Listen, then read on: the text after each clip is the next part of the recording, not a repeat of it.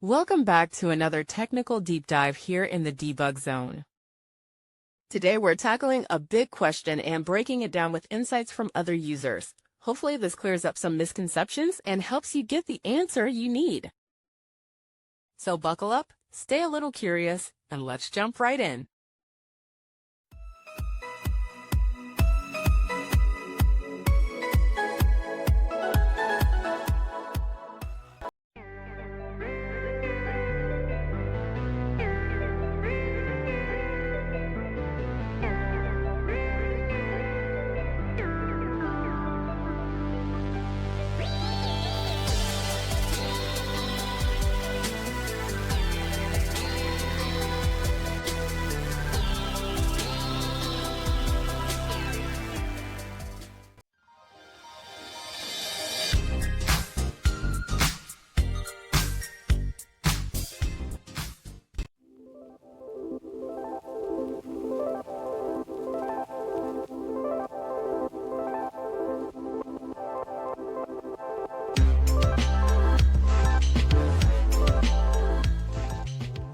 And that's a wrap.